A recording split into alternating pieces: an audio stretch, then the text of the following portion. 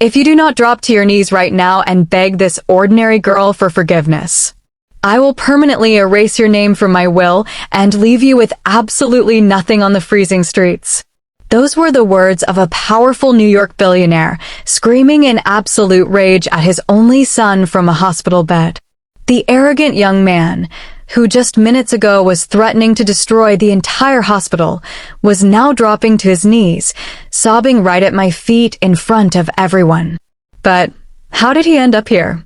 The story begins exactly 2 hours earlier. The emergency ward of a busy New York hospital was completely packed. It was a freezing winter night. The cold wind was howling outside. I had been working there as a senior trauma surgeon for 5 long years. But tonight, I was officially off duty. My shifting hours were over. Dressed in ordinary, casual, everyday clothes, I was just standing near the counter. I was grabbing a hot coffee from the cafeteria before heading home in the snow. Suddenly, the grand glass doors burst open with a loud bang. An arrogant, wealthy young man rushed in. He was aggressively pushing a heavy mobile stretcher. On that stretcher was an injured, unconscious, elderly man. The young man was screaming at the top of his lungs. He was abusing the security guards. He was terrifying the young nurses on duty. He violently banged his fist on the reception desk. He shouted, "Do you people have any idea who I am? My family holds the most premium health insurance in this entire country. Drop everything you are doing right now and treat my father first." A senior nurse politely tried to explain that other emergency patients were in critical condition. But he completely lost his temper. He violently shoved her aside and threw the medical files into the freezing air. I couldn't stand by and watch this toxic behavior. I stepped forward, firmly grabbed his shaking wrist, and said, "This is a hospital. Every single life here is equal. Calm down and let the medical staff do their job." The young man turned to face me.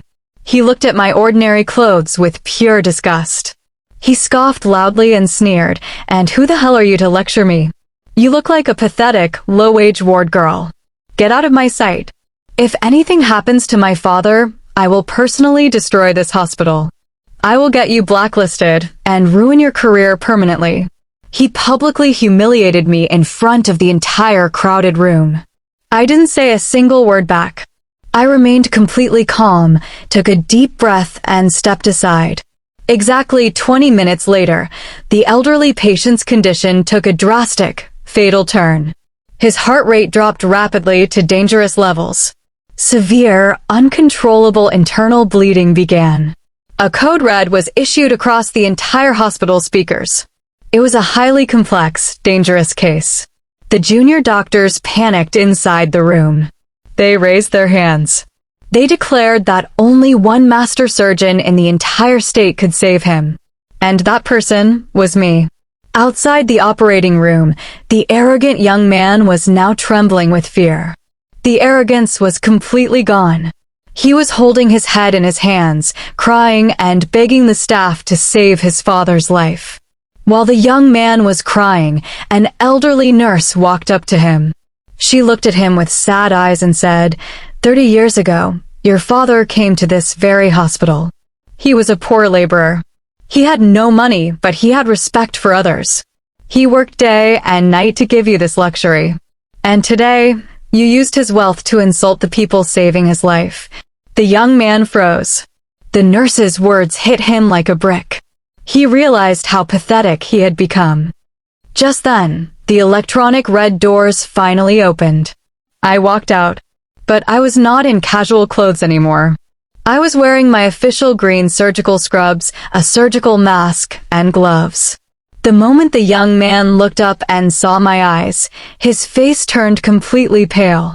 The ground slipped from beneath his feet. He instantly recognized me. I was the ordinary girl he had brutally insulted just minutes ago. Stricken with terror, he dropped to his knees right at my feet. He was crying hysterically, "Please, please forgive me. I was blind with power. Please save my father. I will give you whatever you want." I calmly pulled down my mask, looked into his desperate eyes, and said in a cold, steady voice, I am going to save your father's life. But not because you are rich. I am doing it because I am a doctor. And to me, a human life is worth far more than your pathetic pride. I turned around and walked into the operating theater. The heavy doors closed. Inside, it was a battle between life and death. The internal bleeding was worse than we thought. 2 hours into the surgery, the monitor suddenly made a long, terrifying sound. Beep. His heart had stopped beating. The junior doctors gasped. "We are losing him, doctor," one shouted. My heart raced, but my hands remained perfectly steady. I refused to give up. "Prepare the defibrillator," I commanded. Clear. Thump. Nothing. Again. Clear. Thump. For 3 long, agonizing minutes, we fought. I began manual chest compressions, sweating under the hot lights. I whispered, "Come on, fight for your life." Suddenly, the monitor beeped again. The heart rate stabilized. The entire team sighed in relief. I spent the next 4 hours carefully repairing the damaged blood vessels. It was a miracle.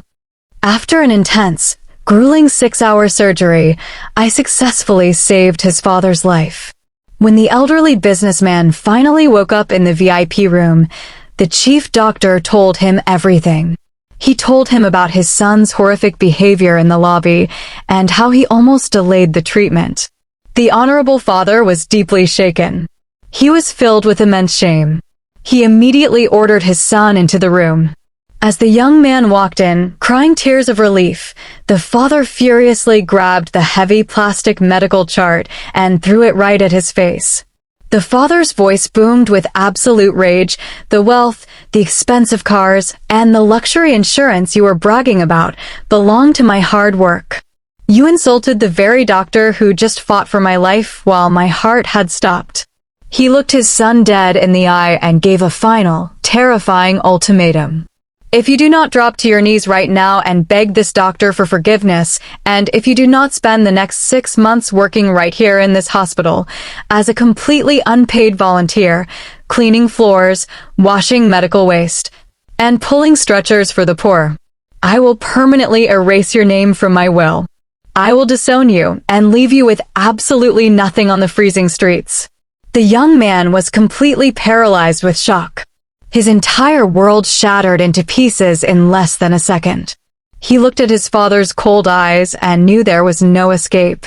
To save his inheritance and his lavish future, he had to turn around. In front of all the doctors and nurses, he publicly dropped to his knees. He was sobbing loudly, begging me for mercy and forgiveness. I looked down at him and calmly said, "Your 6 months start tomorrow morning at 6 a.m. Don't be late." The man who used to threaten to throw others on the streets was now forced to clean those very floors, pulling stretchers for ordinary people. Humility had finally found its way back to him. If you were in the doctor's place, would you forgive him after seeing him clean the hospital floors for 6 months?